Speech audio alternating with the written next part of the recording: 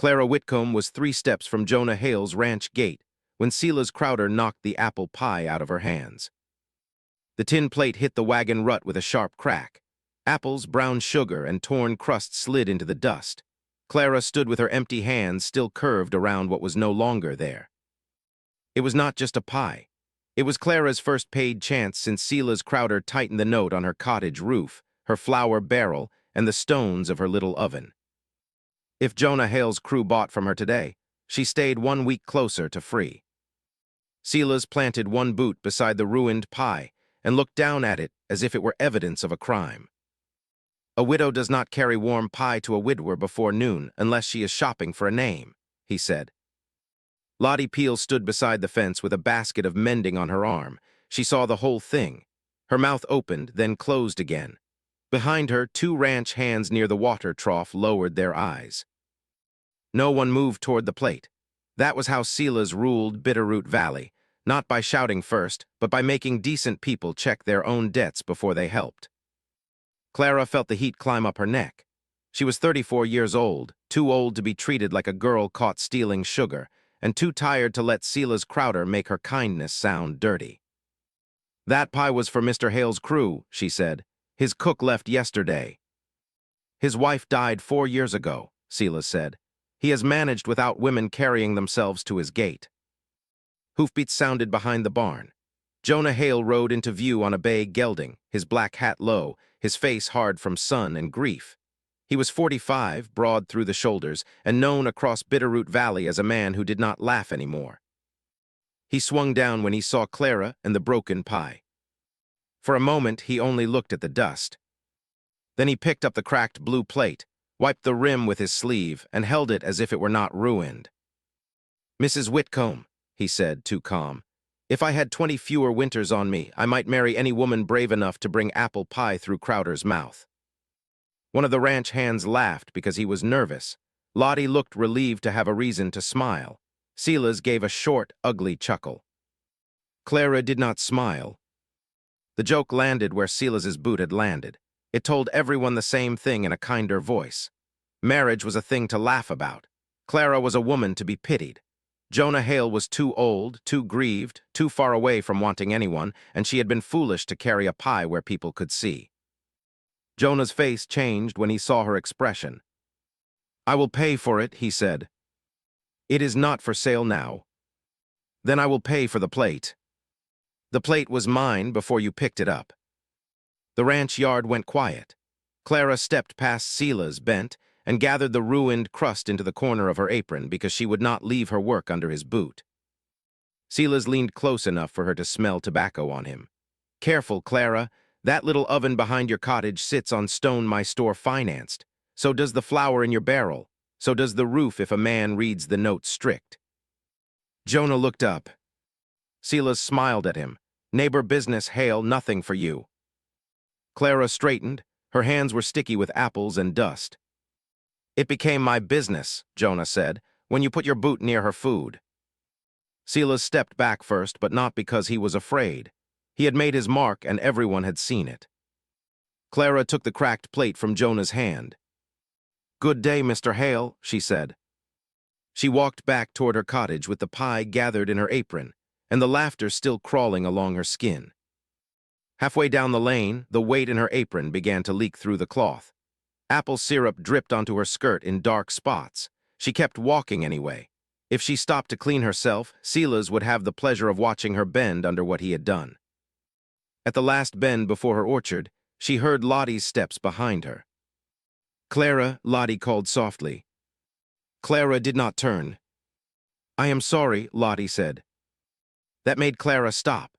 She looked back at the woman who had once sat up all night cooling fever cloths for her husband, who had once braided Clara's hair when grief made her fingers useless, who had just watched a man grind her food into the road.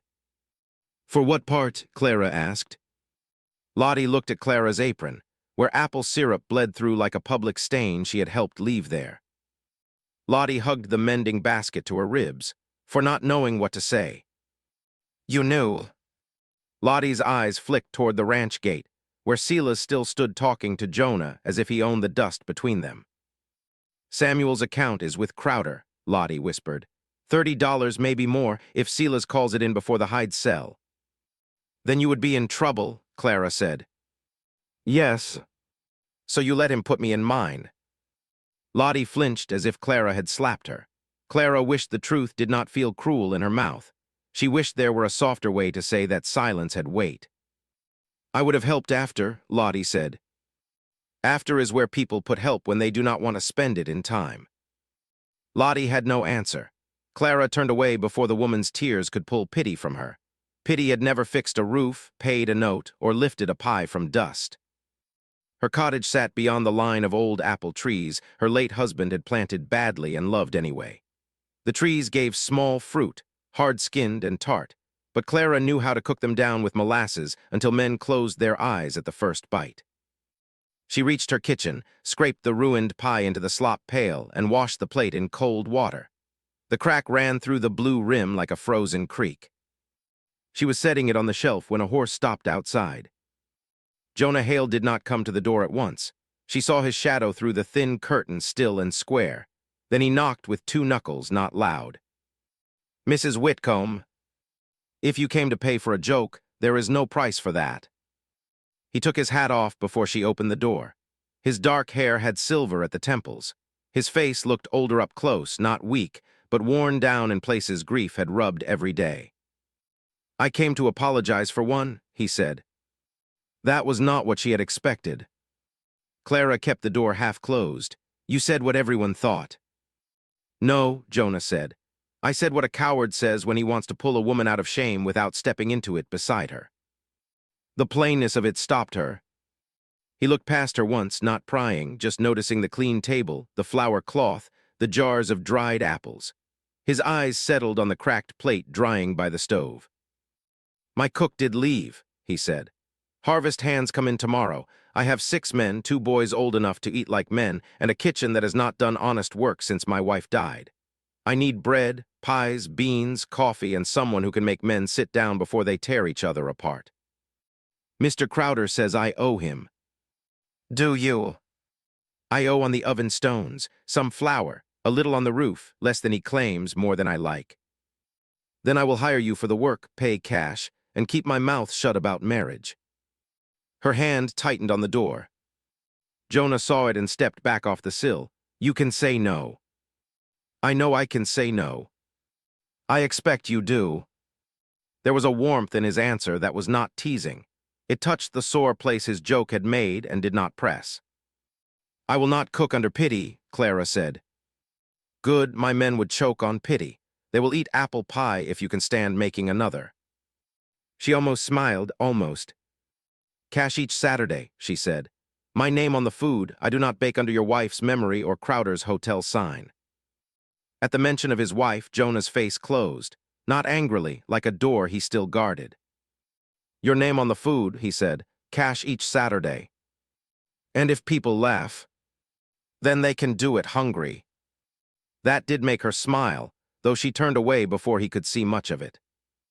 If you enjoy clean, romantic Wild West stories where pride, debt, and love collide, subscribe and ride along. The next morning, Clara walked to Jonah's ranch with a sack of flour, a jar of rendered lard, 2 dozen dried apples, and the cracked blue plate wrapped in a cloth. She carried the plate because she had decided not to hide it. Let them remember what had been done. Jonah met her at the kitchen door. He had swept the floor. That was the first surprise. The second was that he had pulled the curtains open. Sun fell across a long table scarred by years of knives and elbows. Copper pans hung on pegs, dark from disuse. A black iron stove sat cold in the corner. On the shelf above it stood a row of chipped cups, all turned upside down. My wife kept this kitchen better than I deserved, Jonah said. A kitchen does not ask who deserved what. It asks who will light the stove. He looked at her then, really looked, as if she had spoken a language he had forgotten but still knew somewhere. Clara set down her sack. Wood. He pointed. Waters. Pump out back. Meant. Trying not to stare through the wall. She heard boots shuffle outside. Jonah heard it too. He went to the back door and opened it. 6 ranch hands looked suddenly busy with a wagon tongue that needed no attention. Mrs. Whitcomb is cooking for wages, Jonah said. Her food is hers, her name is hers. Any man who makes it smaller eats at Crowder's. No one laughed. Clara bent over the stove before her eyes could betray her. By noon, biscuits rose in a pan, beans simmered with salt pork, and 2 pies cooled on the sill. The smell moved through the house first, then through the yard. Men came in quietly, hats in hand, like they were entering church. The youngest hand, Billy Teague, stopped at the sight of the pie. "Ma'am," he said, "is that apple?"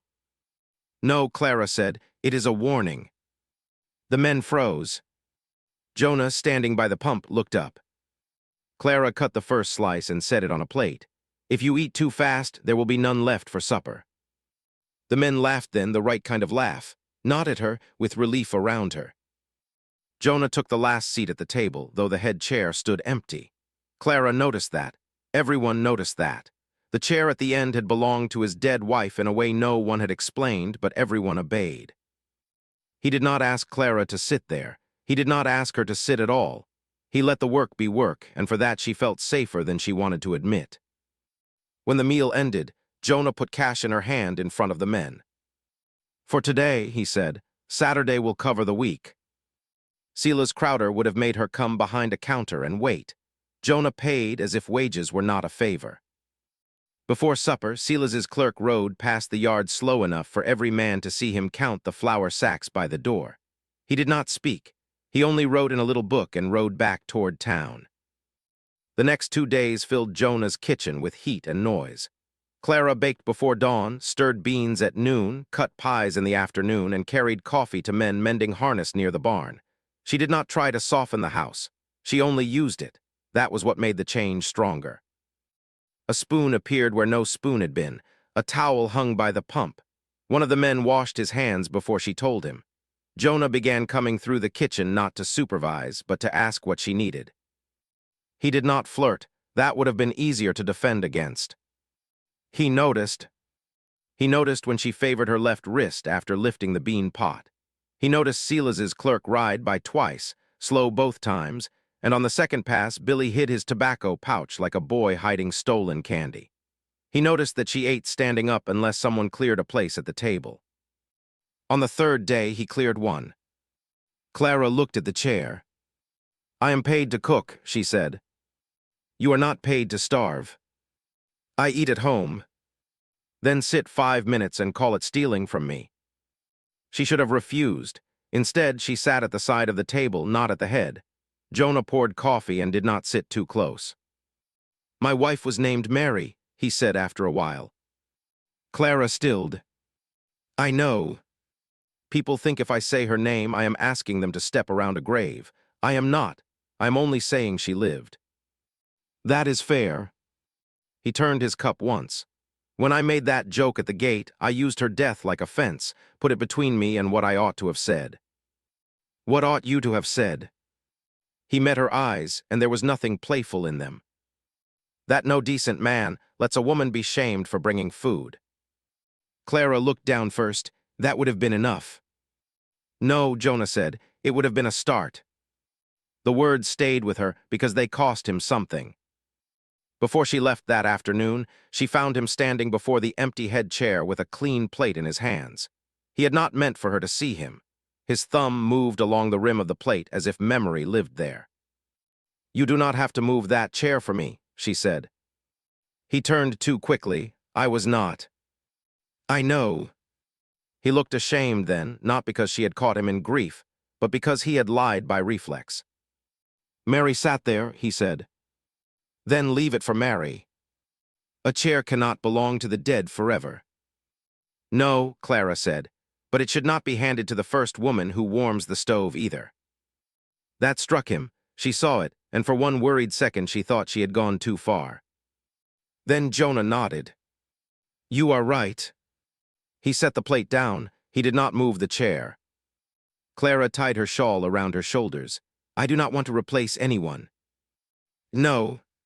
And I do not want to be treated like a hired pair of hands when the work is done." His gaze lifted to hers. "No," he said again, lower.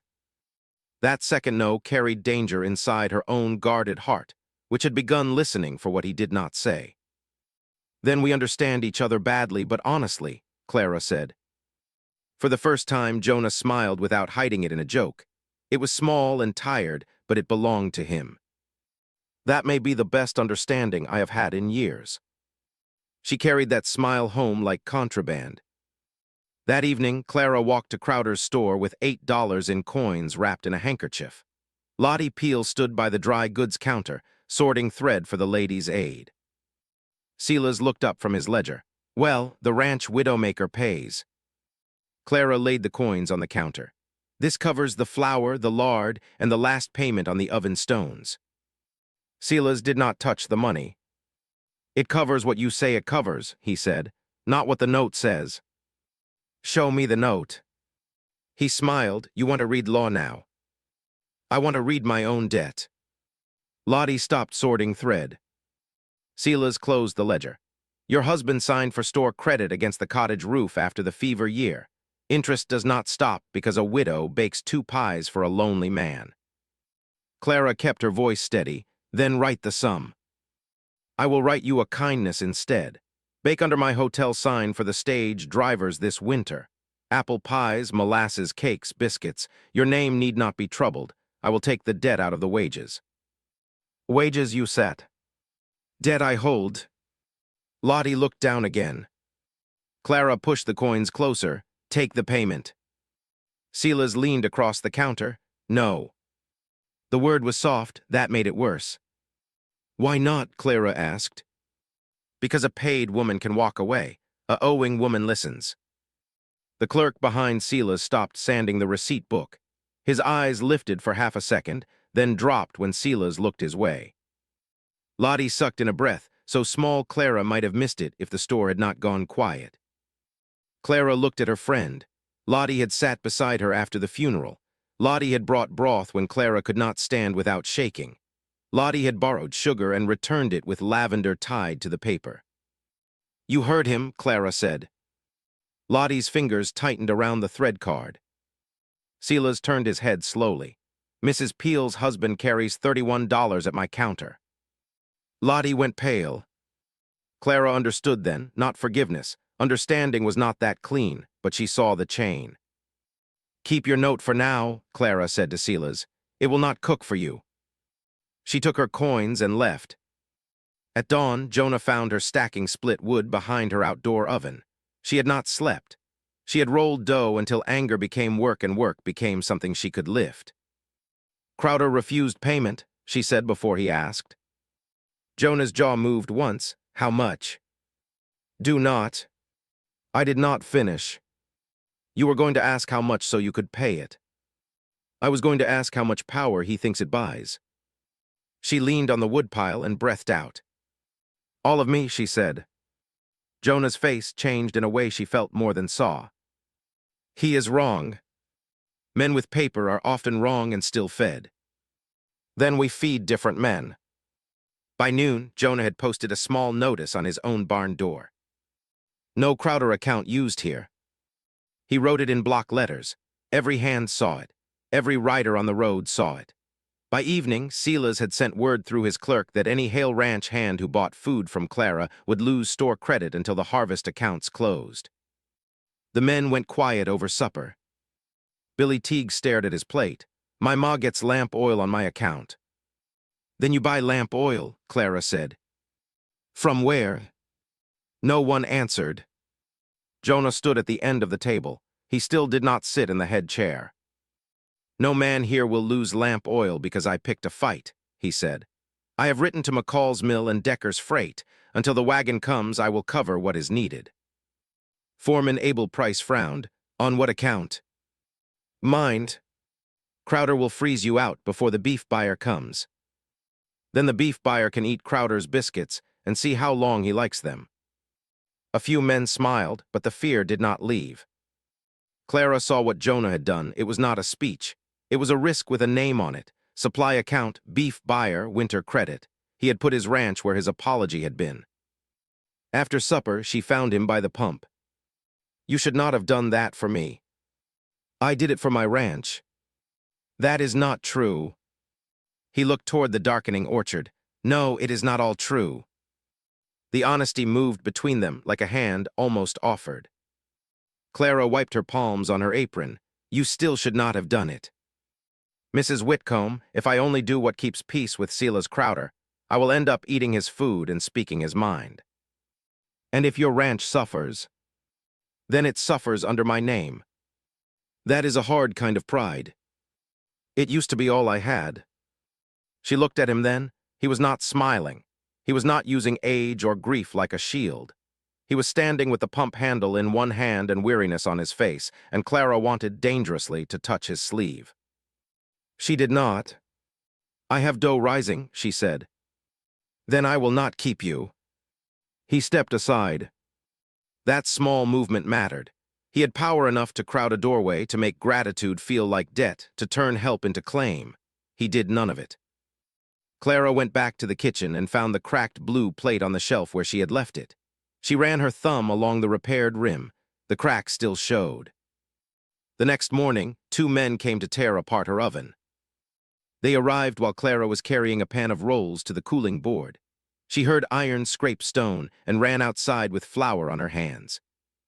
Silas's men stood at the back of her cottage, pry bars wedged under the flat stones of the outdoor bake oven. One stone had already tipped loose. Another lay broken in the grass. Stop, Clara said. The older man would not look at her. Crowder says the stones are store property. I offered payment. He says not enough. Then he can come say it. The younger man lifted the bar again. Clara grabbed the handle with both hands. He could have shaken her off. He did not, but he looked past her with shame and kept pulling. The stone shifted, her wrist twisted, pain shot up her arm. Jonah came over the fence at a run. Let go of that bar, he said. The younger man dropped it at once. The older one stepped back. Jonah did not draw a gun. He did not need to. His voice carried enough danger without it. Crowder wants his stones, the older man said. Crowder can come lift them himself. He told us to take the arch. You took one stone and broke another. That is damage to Mrs. Whitcomb's work. Get off her ground. Ground's in the note too, I hear. Jonah moved one step closer. You heard wrong enough to get hurt. The men left, but they had done what Silas needed. The oven mouth sagged. A crack ran through the heat chamber. Clara could not bake full batches in it now. By nightfall, 4 orders would go cold. By Monday, Crowder would tell every woman in town Clara could not keep a promise baked. She stood in the yard, looking at the broken stones, and did not cry. Crying would have made the men seem stronger than they were. The rolls inside the kitchen burned while she stood there. Smoke crept through the door and pulled her back into motion. She ran in, wrapped her apron around the pan handle, and dragged the blackened rolls from the stove. The tops had gone hard as coal. The bottoms stuck to the pan in bitter strips. That was the first loss that broke through her pride. Not because rolls mattered more than stone, but because they were for Abel's sister, who had paid a dime in advance and said her youngest had been talking about soft bread for 2 days. Clara set the pan on the table. Her wrist throbbed. Her yard smelled of broken clay. Her kitchen smelled of smoke. For the first time since Silas knocked the pie down, she wanted to sit on the floor and let the whole valley go hungry. Jonah came to the threshold, but did not step in. May I come in? She laughed once sharply. You ask that now. Especially now. That undid her more than if he had rushed in. She turned away and pressed the heel of her good hand to her eye. Come in, she said. He entered and opened the back window to let out smoke. He did not touch her. He did not say it was all right. Men loved saying that when something was plainly not. He looked at the pan, then at the broken oven outside. Who were the rolls for? Mrs. Price. How many? 2 dozen. Can they be made again in my kitchen? With what flour? Mind. That is not a plan. That is another debt. He leaned both hands on the chair across from her. Then call it rented flour. Write it down. Charge me for hauling. Charge yourself for baking. Make the numbers so clean even Crowder could not dirty them. Clara looked at him through the smoke. You believe numbers can stay clean? No, he said. I believe you can. She wanted to reject that because it sounded too close to praise.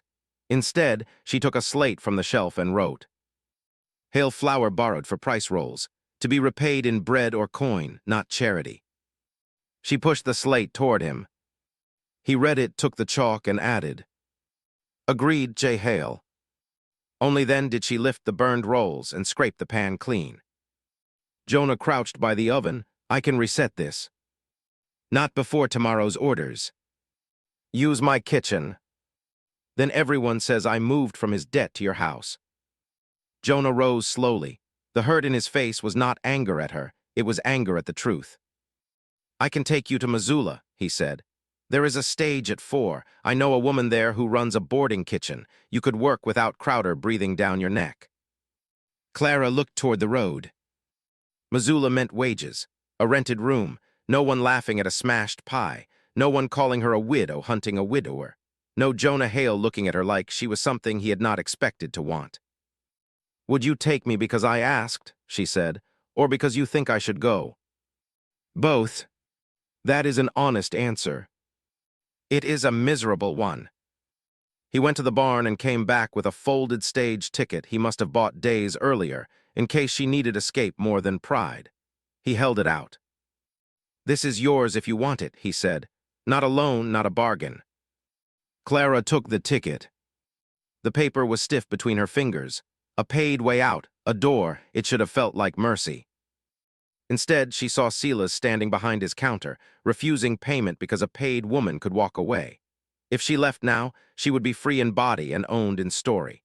He would tell the town she had run when the note came due. He would hang her recipes on his hotel wall and call them Crowder pies. He would remember the pie in the dust as the day she learned her place. If she boarded that stage, she would save her body and hand Silas the story. If she stayed, she might lose the cottage before she won her name. Clara folded the ticket carefully and put it in her apron pocket. I will not leave today. Jonah's eyes closed for half a second. Because of me, he asked. Because of me. That afternoon, Clara walked into Jonah's barn while the men were pitching hay and asked for his ranch yard. Not his money, not his name, not his protection in a form the town could twist. Your yard, she said. Your long tables, your kitchen stove. I will bake and serve harvest supper on Saturday. Anyone who wants food can pay me directly. Anyone who fears Crowder can eat before he arrives or after he leaves. But the choice must be seen. Abel Price set down his pitchfork. Seen by who? By the people who have obeyed him. Jonah studied her. He will come. Good. He will bring the note. Good. He may bring men. Then he will have more witnesses. There was a flash in Jonah's eyes then, not fear, not amusement, admiration. Clara felt it strike harder than praise. Terms, he said. She blinked. What? If you use my kitchen and yard, there will be terms so no one says you were taken in under a soft roof and no agreement. He took a scrap of paper from Abel's tally board and wrote with a carpenter pencil. Mrs. Clara Whitcomb may use Hale Ranch kitchen, yard, tables, stove, pump, and woodpile for harvest supper. Food belongs to Mrs. Whitcomb, money paid to Mrs. Whitcomb. Hale Ranch makes no claim over her wages, person, recipes, cottage, or choice. He signed it and handed her the pencil. Clara read the line about her person twice. Her throat tightened in a way she did not like because it left her no words. You did not have to write that. Yes, Jonah said, I did. She signed. Abel witnessed, Billy witnessed.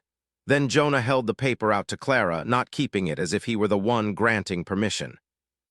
She folded it into her pocket beside the stage ticket.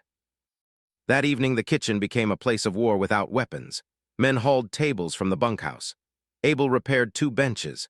Billy washed tin plates until his hands turned red. Jonah drove to the far mill and came back after midnight with flour sacks stacked in the wagon, paid for with cash that should have gone toward winter nails. The next hours tested every brave word Clara had spoken. By mid-morning, the first pie crust tore because the kitchen was too warm. She pressed it back together and kept moving. At noon, Abel came in to say 2 hands had gone to Crowder's for tobacco and been told their accounts were already closed. At 2, Jonah returned from the north pasture with a letter from the beef buyer's man saying the purchase would be delayed until he knew whether Hale Ranch could provision the drive without Crowder House. Jonah read the letter once and folded it. "Well," Abel asked. "Well, we feed them Saturday. And if that does not settle it, then I sell 12 steers south instead of west and take less." Clara heard that from the stove. Less was not a small word on a ranch before winter. Less meant repairs not made, salt bought late, men paid slowly, cattle held too long on thinning grass. She waited until Abel left. "You should show me that letter," she said. Jonah handed it over. She read slowly. The words were polite, but the meaning was sharp. Crowder had told the buyer that Jonah's accounts were unstable and his harvest crew unsettled by a widow's kitchen scandal. The phrase made Clara's face burn. "He used me against your cattle. He used gossip against beef. That is his foolishness. It may become your loss. It already is." She looked up. He did not soften it. "I told you I was risking something, I meant it. And if I fail, then I will still have chosen the risk. Do not make me noble in this. I am angry, Jonah. I am tired. Half of me wants to win only so Silas must swallow it." "Good. Good. Anger can pull a woman through a long day. It just cannot be the chair she sits in forever." She stared at him. "Mary used to say that about me," he said, embarrassed by his own confession. Not those words, hers were sharper. Clara looked back at the dough and began rolling again. "I think I would have liked her." Jonah was quiet long enough that she thought she had hurt him. "I think she would have liked you," he said. That was another kind of risk. Not cattle, not credit. A widower letting the woman before him and the woman gone from him stand in the same room without making enemies of them. Clara rolled the crust thin and even. "Then let us not shame either of us with bad pie." Jonah washed his hands and reached for the apples. Clara saw him unload the first sack and went to help. "No," he said, "your wrist." "My wrist is not helpless." "No, but it is hurt."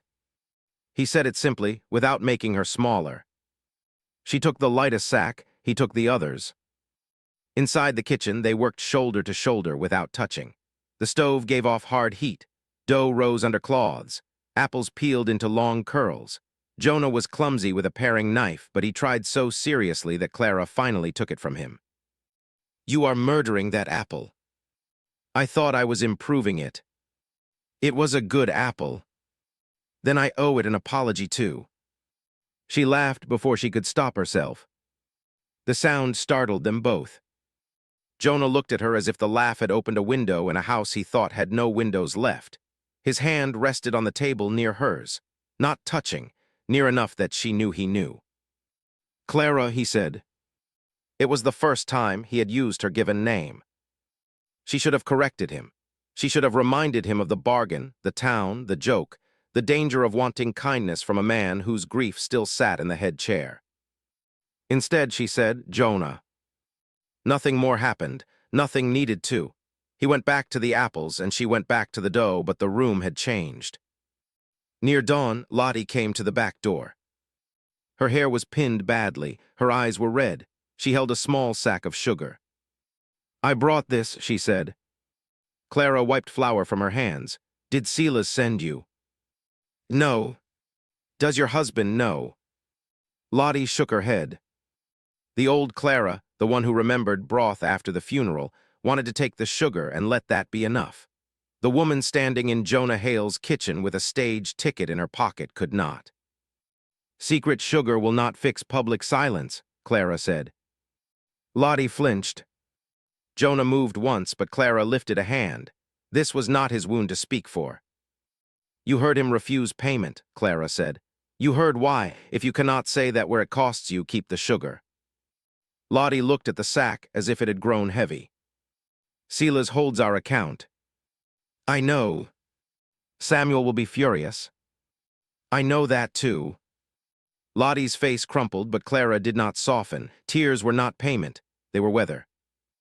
"The ladies' aid meets before supper," Lottie whispered.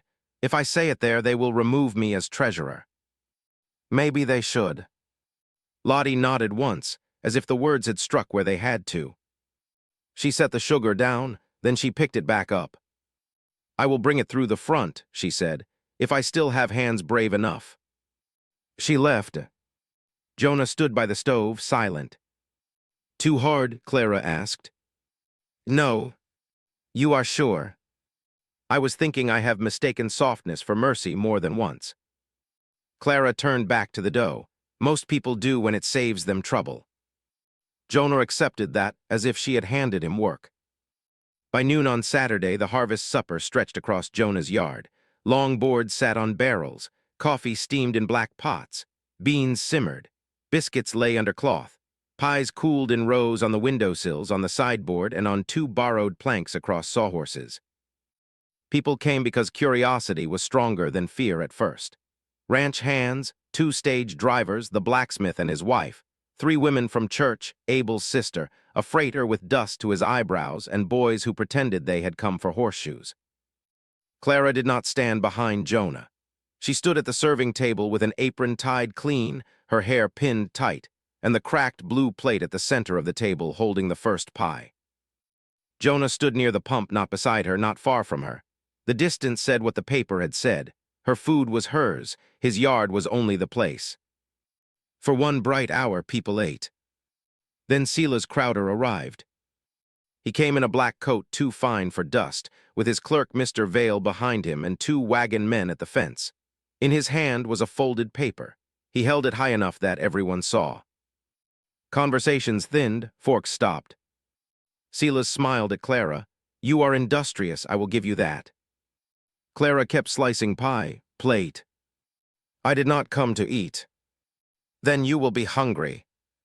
A few men breathed out almost laughter. Silas's eyes hardened. "This woman owes my store for flour, roof timber, oven stone, and interest. She has no right to sell food in this valley outside my account." Jonah stepped forward. Clara spoke before he could. "I offered payment." "Not full payment." "Name the sum." Silas snapped the paper open. $23.40. A murmur went through the yard. It was more than Clara expected, less than Silas had hinted. He had named it because he thought she did not have it. Clara reached into the pocket of her apron.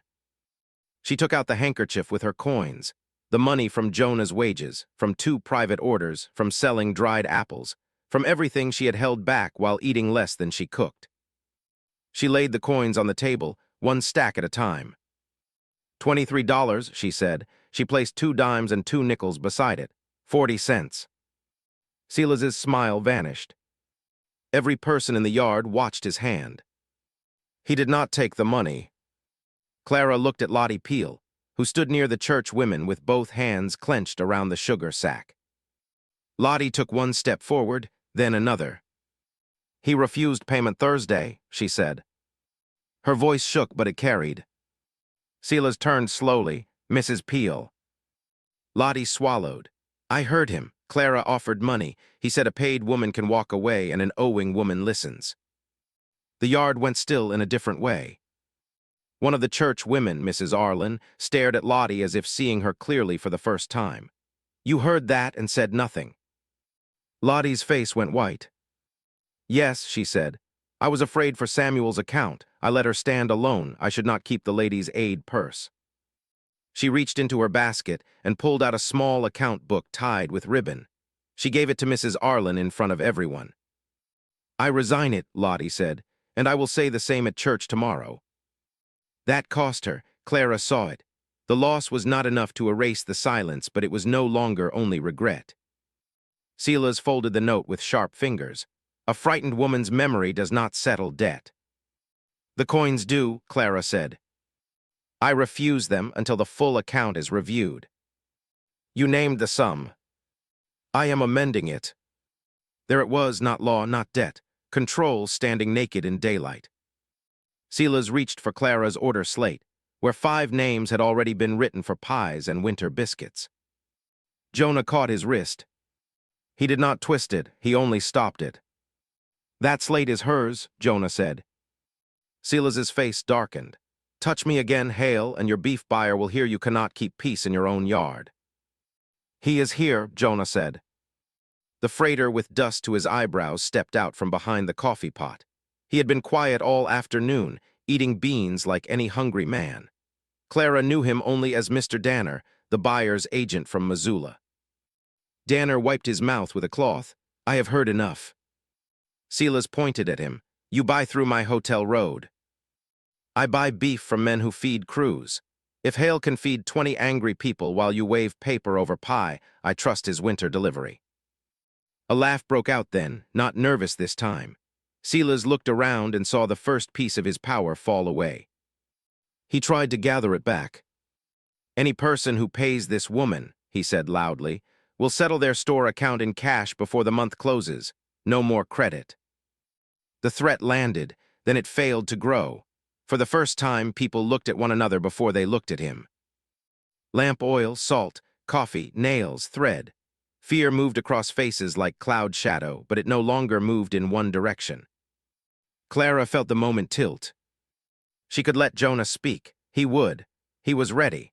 But if he broke Silas alone, the story would become what Silas wanted it to become, two men fighting over a woman's place. Clara picked up the cracked blue plate. "This plate was mine when Mr. Crowder broke what was on it," she said. "This food is mine now. These coins are mine. This debt is offered in full by the amount he named in front of you. I will not bake under his hotel sign. I will not hide in Mr. Hale's house. I will serve whoever chooses to eat and pay whoever chooses to pay. If you are afraid, I understand. I have been afraid all week. Eat anyway or don't. But choose with your own hands." For a second, no one moved. Then Billy Teague came forward. He was young enough that his courage looked almost foolish, which made it stronger. He put 2 nickels beside Clara's slate. "1 pie for my ma," he said. "She likes apple." Silas stared at him. "Your account closes tonight." Billy's hand shook when he laid down the nickels, but he did not pick them back up. His face went pale, but Abel Price stepped beside him and put down a quarter. "2 biscuit pans for my sister," Abel said. The blacksmith's wife came next. "Molasses cake." Mrs. Arlen placed money on the table without looking at Lottie. 3 pies for Sunday supper, paid now. Then the stage driver put down a silver dollar. 6 pies a week for the depot table, he said. "Not Crowder's, depot table, Mrs. Whitcomb's name on the board." Silas turned on his clerk. "Vale, write none of that." Mr. Vale held the small hotel chalkboard under one arm. It had been meant to hang outside Crowder's place by evening. Fresh PIES-AT-CROWDER house. He looked at the board, then at the rows of people paying Clara directly. "There are no Crowder pies," Vale said quietly. The stage driver turned his head toward the blacksmith. The blacksmith's wife reached for her coin purse. Mrs. Arlen stepped half a pace away from Silas before she seemed to know her feet had moved. Silas spun toward him. Mr. Vale took the chalkboard to the water trough, dipped the cloth, and wiped it clean. The words disappeared in gray streaks. The yard erupted, not cheering, something better for Clara, movement, people stepping forward, coins on wood, names on slate, men cutting their own ties to a store counter 1 order at a time. Silas grabbed the debt note and shoved it toward Jonah. "Pay it then. If you want her so badly, buy the widow's trouble." The yard quieted again. Jonah did not take the note. He looked at Clara. Not to rescue, to ask without words what she wanted done. Clara lifted the coins and held them out to Silas. "No," she said, "he does not buy my trouble. You named the debt, I pay it." Silas did not move. Danner, the buyer's agent, took off his hat. "Crowder, if you refuse payment after naming the sum, every man here knows the note is not money to you. It is a rope. You have no authority." "Never claimed any. I have business, so do they." Silas looked around and saw no one reaching for him, no sheriff, no judge, no formal hand to strip him of anything. That should have helped him. Instead, it trapped him. There was no official to blame, only people choosing not to obey. At last, Mr. Vale stepped forward and took the coins from Clara's hand. "I am store clerk," he said, voice shaking. "I can receipt payment tendered." Silas struck the coins from his palm. They scattered across the table and into the dust. He had meant to scatter money. Instead, he showed the yard that Clara paid like a free woman and he needed her owing. That was the last mistake. Jonah moved, but Clara was faster. She knelt and began picking up the coins herself. Billy dropped beside her. Abel did too, then Mrs. Arlen, then the stage driver. One by one, the people Silas had threatened bent down and placed Clara's money back on the table. When the last coin lay in its stack, Lottie took the note from Silas's stunned fingers. He could have stopped her. He did not because too many eyes watched. She set the note beside the coins. "Payment tendered and refused," she said, the words trembling, "and witnessed." Mr. Vale wrote a receipt on the back of a flour bill and signed it with his full name. Danner signed below him. Abel signed. Mrs. Arlen signed. Jonah signed last, not first. Danner folded his copy and tapped the order slate. "Depot table buys direct from Mrs. Whitcomb, starting tonight." Clara did not know if that paper would stand in any court. It did not need to stand there today. It stood in the place where Silas's story had stood. Silas saw it. His store credit, his hotel sign, his power to make people lower their eyes, all of it had depended on people believing they were alone. They were not alone now. "You will regret this," he said. It was the weakest thing he had said all week. "Maybe," Clara answered, "but I will not bake for you." Silas left the yard with no pie, no order slate, no hotel board, and no obedience following him. After he was gone, the supper did not turn soft. There was too much damage for that. Men still had accounts to settle. Women still had to face their fear. Lottie still stood apart with her empty hands. Clara's oven was still broken, and Jonah's store credit was still likely dead. But the yard had changed. The stage driver nailed the clean chalkboard to the depot wagon before he left. He wrote in large letters, "Mrs. Whitcomb bis Apple PIES, depot orders paid direct." Crowder House lost the depot pie account before Silas reached the road.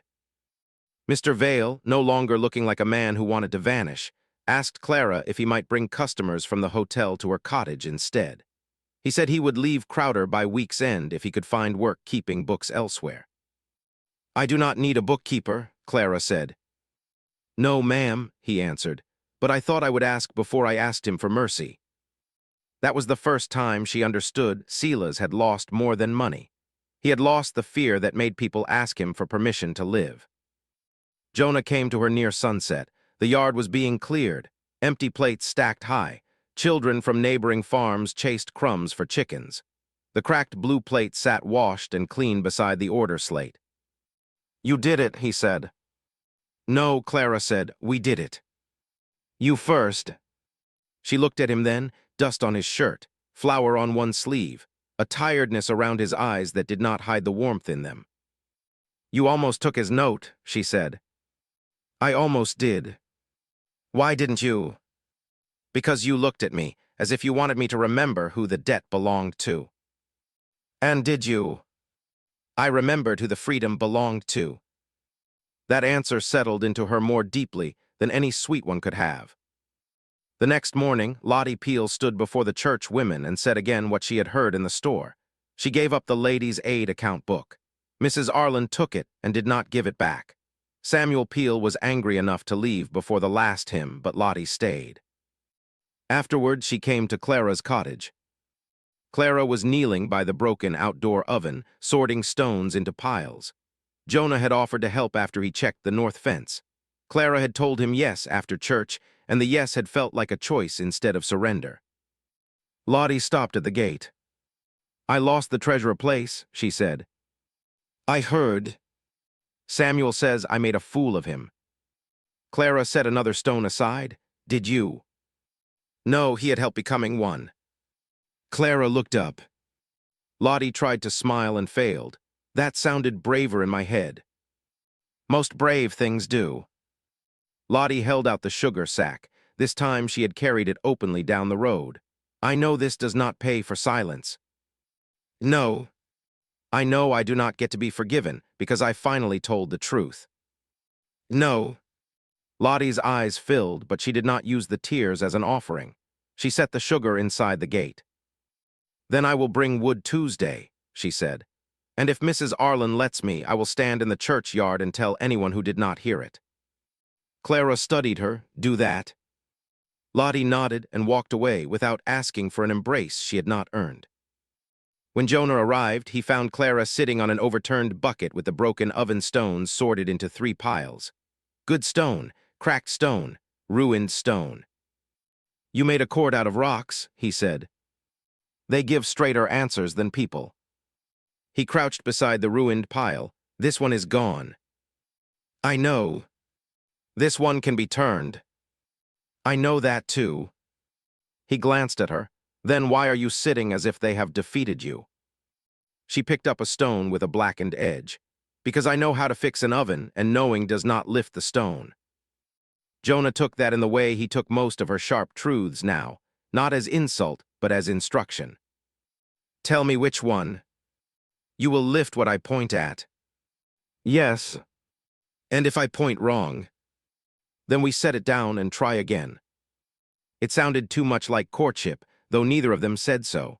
Clara stood and dusted her palms on her skirt. That one, she said. He lifted the stone she chose.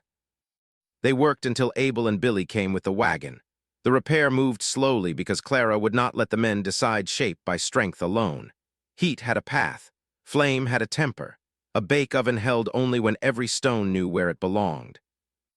At one point, Billy tried to wedge a stone into a gap because it nearly fit. Nearly is how smoke gets into bread, Clara said. Billy pulled it out fast. Jonah looked at her over the arch, and the warmth in his eyes made her hands clumsy for a second. By late afternoon, Mrs. Price came down the lane with her youngest boy and a folded cloth. Clara braced herself for anger over the burned rolls. Mrs. Price opened the cloth. Inside were 6 eggs. Abel told me what happened, she said. I still need the rolls when you can make them. These are toward the next batch. Clara stared at the eggs. I ruined the first. Crowder ruined the first, Mrs. Price said. You can ruin the second if you like, but I expect you won't. It was not charity. It was an order renewed after loss. That mattered enough that Clara had to look away. Jonah saw. He said nothing. He only kept holding the oven stone until she was ready to place it. By evening, the oven stood whole enough to cure slowly. Jonah set the last stone above the arch and stepped back. Will it hold? Clara pressed both palms to the warm clay. If people stop tearing it down. I can set a gate between our places, he said. For wagons, flour sacks, orders. The old fear stirred. He saw it. Latch on your side, he added, always. She looked at him. You think of these things now. I should have thought of them sooner. Yes. He accepted that too. The gate went up the next day, not as a path for Jonah to come and go, but as a work road Clara could open. The latch faced her cottage. Jonah handed her the iron piece and let her screw it into place herself. When it clicked, she felt something loosen in her shoulders that had been tight since the pie hit the dust. Orders came through the week, not enough to make her rich, enough to make her independent. The depot wanted 6 pies every Monday and Thursday. Mrs. Arlen wanted biscuits for church suppers. Danner sent word from Missoula that the beef buyer would deal with Jonah directly. Mr. Vale left Crowder House and took day work tallying freight until he could find steadier wages. Silas stayed in his store and discovered that a counter without obedience was only wood. Crowder House took down its pie sign before the first frost. Silas made one last try before he did. 3 days after the supper, he came to Clara's cottage in the late afternoon with the debt note folded inside his coat and anger polished into a smile. Clara was packing depot pies into a wooden crate. The repaired oven still breathed heat behind her. The new gate to Jonah's place stood open because she had opened it herself for the flour wagon. Silas stopped outside the fence as if the gate offended him. You have made a great noise over a small account, he said. Clara tied the crate string. Good afternoon. I came to settle privately. You had chances to settle publicly. His smile tightened. Public temper fades, paper remains. He drew out the note and held it between 2 fingers. The sight of it still made her stomach pull tight, and she hated that. A week ago, that paper had been enough to shape her road, her oven, her name. Now it looked smaller but not harmless. Men like Silas counted on old fear waking when called. Mr. Vale had no right to receipt payment, Silas said. He was dismissed before he signed. He was dismissed after. Can you prove that? Clara wiped her hands on a cloth.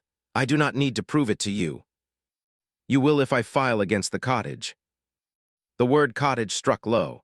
The orchard trees moved in the wind behind her, thin leaves flashing silver. Her husband's bad planting, her hard apples, her roof patched by years of saved coins. Silas watched her face and knew he had found the bruise. Before Clara could answer, a wagon rolled through the open gate from Jonah's side. Jonah drove it, but he was not alone. Mr. Vale sat beside him with a small valise at his feet. Danner rode behind on a borrowed horse, and Abel walked at the wagon's tail with 4 empty pie crates stacked in his arms. Jonah did not speak first. He drew the wagon to a stop and looked at Clara. Do you want us here? The question steadied her more than any threat could have. Yes, she said. Only then did Jonah climb down. Silas's eyes moved over the men. This is harassment. Danner snorted. No, this is a delivery route.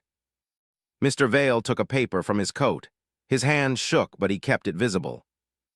I wrote down the time you dismissed me, he said to Silas. It was after supper, after I signed the receipt, after you told me a clerk with a spine was no clerk of yours. Abel set the empty crates by Clara's fence. And I am here for 6 depot pies, paid direct. Silas looked at Jonah. You think surrounding a man changes a note. Jonah rested one hand on the wagon rail. No, I think refusing good payment in front of half, the valley changed what people believe you use notes for. Belief is not law. Maybe not, Clara said. Every man looked at her then. She stepped through her own gate and stood on the road side of the fence, close enough to Silas that he had to look at her instead of Jonah. But business is belief, she said. Credit is belief. A hotel sign is belief. A store counter is belief. You taught us that. You made people believe they needed your permission before they bought sugar, flour, or a pie. They do not believe it now. Silas's face flushed. Clara held out her hand. If you want the payment again, take it and sign a proper receipt. If you refuse again, do it in front of these witnesses. Either way, you will not get my oven, my cottage, or my name. Silas looked at the note. For 1 second, Clara saw him measure whether force would still work. Jonah saw it too and shifted, but Clara did not move back. At last, Silas tore the note once across the middle, not into surrender, into spite. Keep your hard apples, he said. He threw the torn pieces into the road. Clara bent, picked them up, and set them in her apron pocket. She would not leave even torn paper for him to point at later. Thank you, she said. It was the calmness that beat him. He had come for fear and found an order ready to go out hot. Silas walked away while Danner marked the depot crates with Clara's name. Mr. Vale helped Abel load pies. Jonah stood near the open gate, watching Clara because this had been her fight and everyone there knew it. When the wagon pulled out, the road behind it smelled of apples instead of debt. Clara stood until the dust settled, not because she expected Silas to return, but because she wanted to feel the quiet he no longer owned. Jonah did not ask Clara anything for 6 days. He came to the cottage when work required it. He brought flour when she ordered flour. He took pies to the depot when she hired his wagon and paid him in coin because she insisted. He accepted the coin with a straight face, though Billy laughed until Clara threatened to feed him burned crust. The waiting was not cold, it was careful. On Friday evening, Clara baked an apple pie on the repaired oven stones. Not for an order, not for the depot, not for Jonah's crew. For a choice. She used the small tart apples from her own trees, the last of Lottie's sugar, and a pinch of cinnamon she had hidden from herself for hard days. She baked it on a new tin plate because the blue one was cracked beyond heat now. The old plate hung on her kitchen wall where she could see the line through it and remember that broken things did not have to disappear to be useful. At sunset, she opened the gate on her side and carried the pie to Jonah's house. He was standing on the porch as if he had felt her coming before he saw her. He wore a clean shirt and no hat. The house behind him glowed with lamplight. The head chair at the table had been moved, not removed, moved to the side where it no longer guarded the room like a grave marker. Clara stopped at the bottom step. I brought a pie, she said. The words could have turned foolish again. They did not. Jonah came down the steps slowly. I see that. If you make another joke, I will throw it at you. His mouth moved, almost a smile, but his eyes stayed serious. I have made my last joke about marrying you. The air changed. Clara held the pie with both hands. Jonah stopped one step away, leaving room between them. I am 45, he said. I have grief I will carry until I die. I have a ranch that may run short this winter because I picked a fight I should have picked years ago.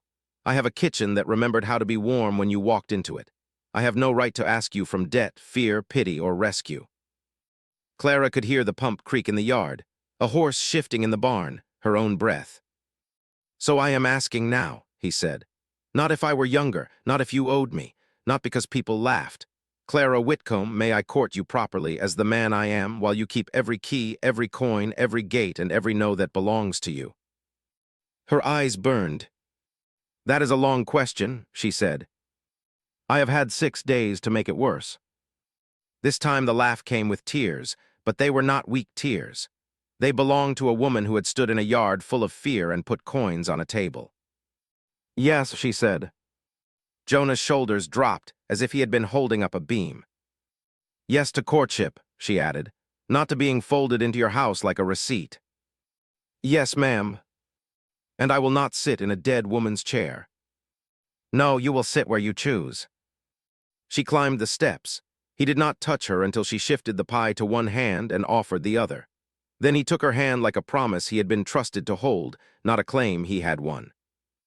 Inside, the table had 2 places set across from each other, not at the head and foot. Coffee waited.